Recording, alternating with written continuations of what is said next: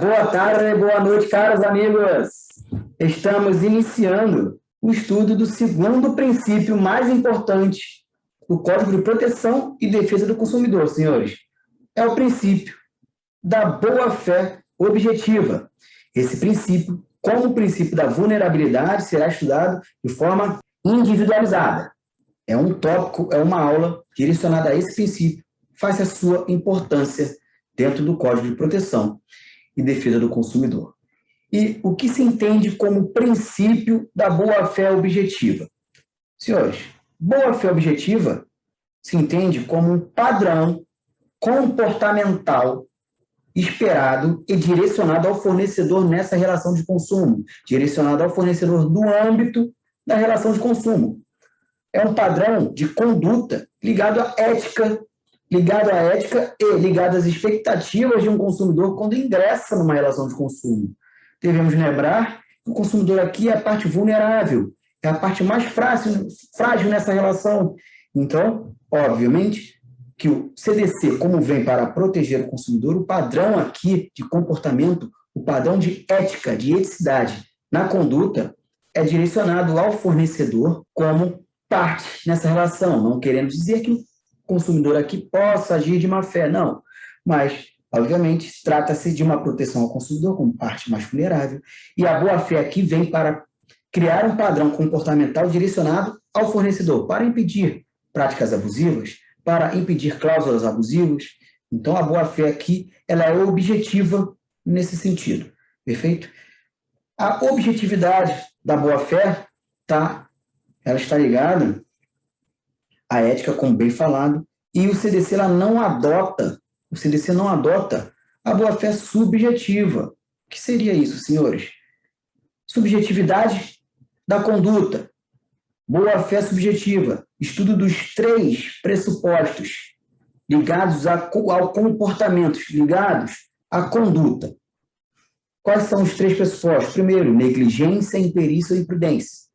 Então, se a boa-fé fosse subjetiva e fosse esta a adotada pelo CDC, seria de relevância preocupar-nos se a conduta é eivada de negligência, se a conduta é eivada de imperícia, se a conduta é eivada de imprudência. Senhores, pouco importa os 3 pressupostos da subjetividade da conduta. Aqui, a boa-fé é objetiva. A gente não entra em detalhe com relação aos pressupostos. Basta estudar o comportamento. O padrão aqui é comportamental, ele tem que atingir a ética na relação, a finalidade que vem em prol do consumidor, na proteção do consumidor na relação de consumo. Tá? Então, é um padrão comportamental atingindo que está ligada que atinja aqui as expectativas do consumidor, que não entra nunca em um contrato dentro do âmbito da relação de consumo, querendo ser enganado, pretendendo ser ludibriado, pretendendo adquirir dano. Não, pelo contrário. O consumidor, como parte vulnerável, entra no contrato querendo ter êxito, querendo ter eficácia, querendo ter cumprimento em um serviço, querendo ter um produto que atinja a finalidade. Então, esse padrão comportamental ligado à ética na relação de consumo está diretamente direcionado ao fornecedor. Então, iremos agora passar a estudar as nuances, as nuances do princípio da boa-fé objetiva. Então, vamos para a nossa tela, vamos compartilhar aqui, entrando no primeiro tópico desta aula. Aqui, senhores, há um erro material, está como segundo tópico, mas aqui é o primeiro tópico desta aula, perfeito? Vamos lá, senhores. O princípio da boa-fé objetiva está previsto no artigo 4º, inciso 3º, da Lei 8.078 de 90, Código de Proteção e Defesa do Consumidor. Vamos abrir agora, por gentileza, o nosso código, a nossa legislação consumerista, e ler o artigo 4º, inciso 3º. Vamos lá. Artigo 4º, inciso 3º. A harmonização dos interesses dos participantes das relações de consumo e a compatibilização da proteção do consumidor com a necessidade de desenvolvimento econômico e tecnológico, desenvolvimento econômico e tecnológico, de modo a viabilizar os princípios nos quais se funda a ordem econômica, sempre com base na boa-fé e equilíbrio nas relações entre consumidores e fornecedores. Aqui, senhores, fica claro, tá? Equilíbrio na relação, vez que o consumidor entra já, muitas das vezes, em uma relação desequilibrada, então proteger o equilíbrio, uma relação justa de equilíbrio entre fornecedor e consumidor. Aqui, esse inciso, ele descreve a importância do consumidor como desenvolvimento econômico e tecnológico, vez que o consumidor, na Constituição, no seu artigo 170, é um princípio da ordem econômica, o consumidor é importante justamente para a máquina pública funcionar, vez que consumo e tributo e máquina pública são atos ligados, interligados, né, no funcionamento, se consome, se arrecada tributos e a máquina pública funciona. Tá? E a boa-fé, senhores, para condicionar essa relação. Boa-fé, padrão comportamental ligado à ética, direcionado ao fornecedor, para haver equilíbrio, tá? E lealdade, tá? Nessa relação entre consumidores e fornecedor. Este princípio, senhores, é o segundo princípio mais importante do CDC, onde ele representa, como já dito, o padrão de conduta que se espera que o fornecedor pratique na relação de consumo. Este princípio tem muito mais aplicabilidade, tá? Esse princípio tem muito mais aplicabilidade para o fornecedor, que se espera aqui, né, a expectativa aqui do consumidor é ingressar numa relação justa. E o fornecedor, muitas das vezes, é o que pretende, pela sua expertise, cláusulas abusivas, práticas abusivas. Tá? Então, esse padrão comportamental se direciona, em regra, tá, para o fornecedor. Não queremos dizer que o consumidor possa, tá, agir de má fé. Tá? Lógico que o consumidor deve ter boa-fé, mas o princípio é que vem para proteger o consumidor na relação contratual. Então, senhores, entrando agora no segundo tópico desta aula, tá? Aqui, tá, o princípio da boa-fé, a doutrina, ela divide em 3 funções, tá, para a gente entender o que seria o princípio da boa-fé objetiva. Tá? Quando falamos em boa-fé objetiva, estamos falando de padrão de conduta. Senhores, estamos falando de padrão de comportamento que o fornecedor deve, aqui, agir em favor do consumidor. Então, aqui, senhores, estas condutas devem ser éticas, que respeitem as expectativas dos consumidores na relação de consumo. Nesse sentido, devemos esclarecer, é princípio do CDC a questão da subjetividade, não é. Tá? Aqui o princípio é da boa-fé objetiva. A boa-fé subjetiva não é princípio, já falamos aqui. Subjetividade na conduta. Os 3 pressupostos da subjetividade não são relevantes aqui. Imperícia, imprudência ou negligência. O padrão comportamental aqui não entra nessa alçada, não entra nessa seara.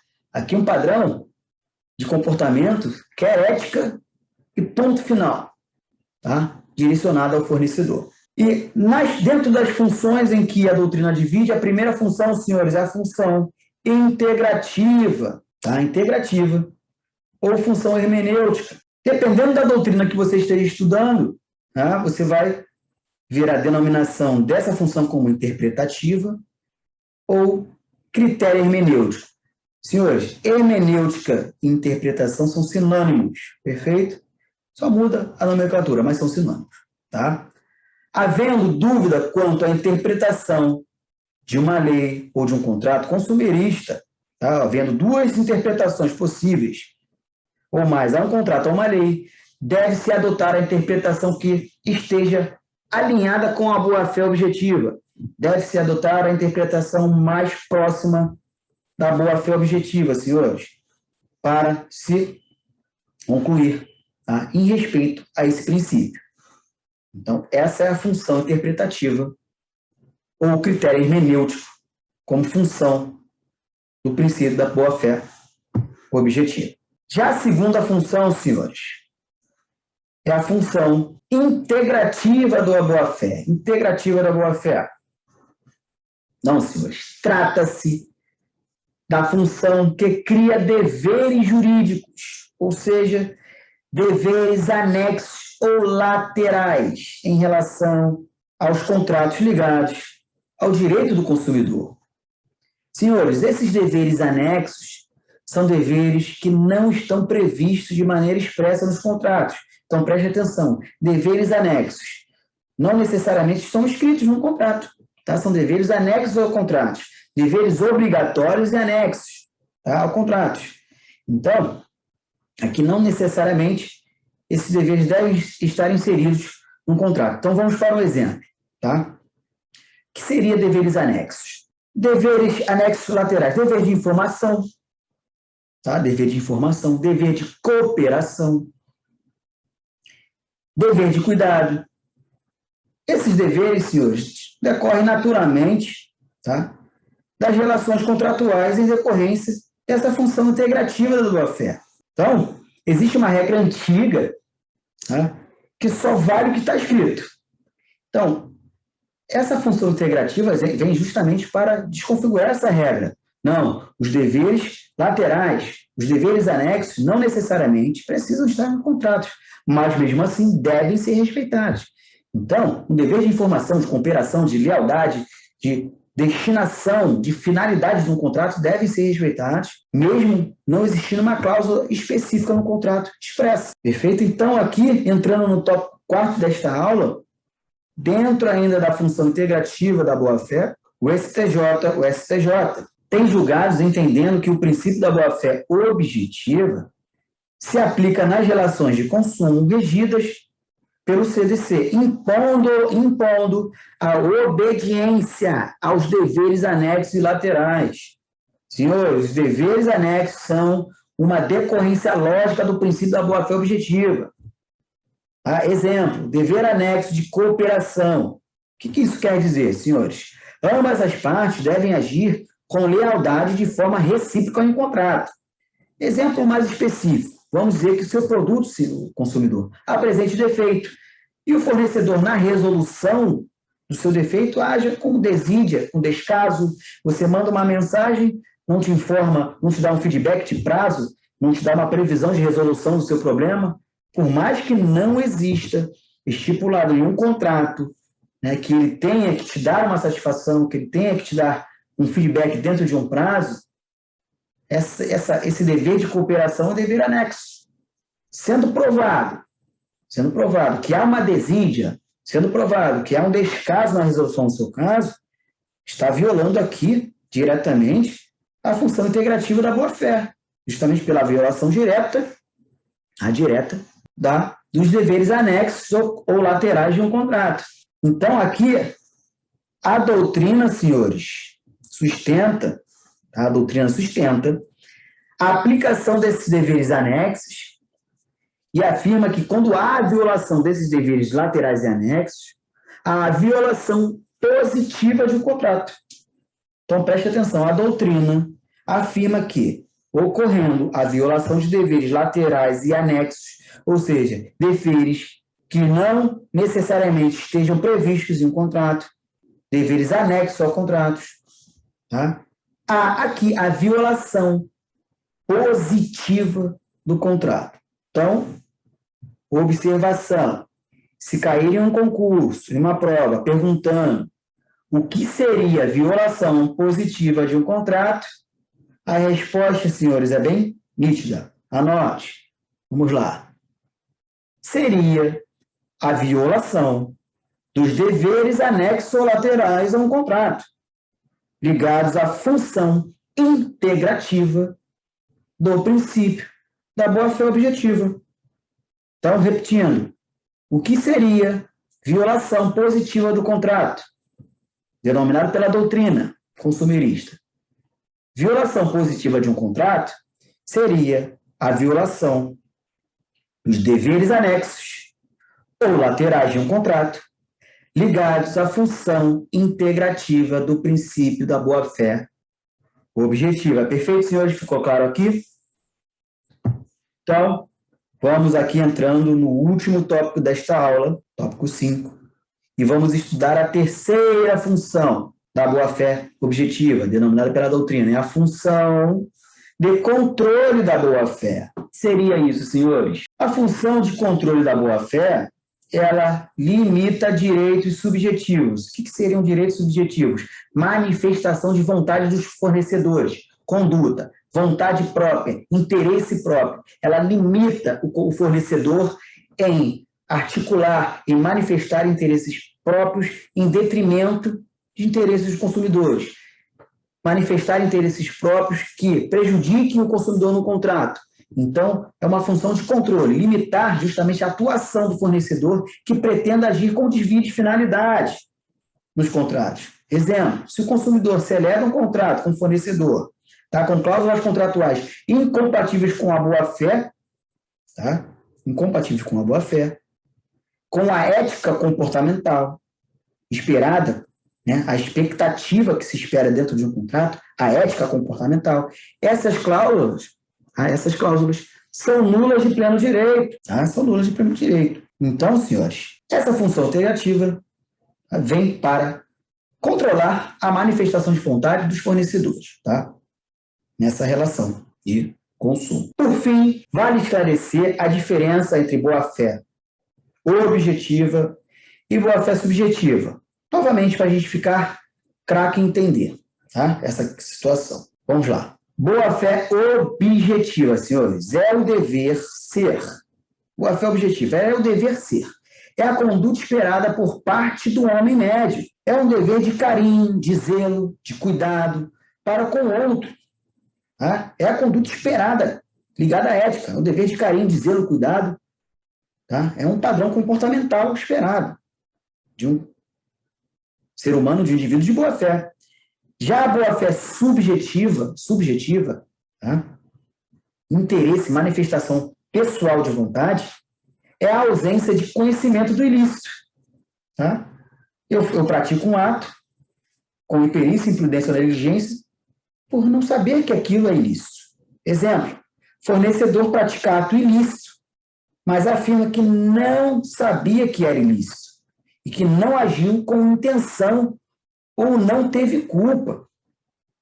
Tá? Então, o CDC aplica a boa-fé objetiva, que quer dizer que este fornecedor será responsabilizado independentemente de culpa. Então, aqui fica claro, pouco importa negligência, pouco importa imprudência, pouco importa imperícia.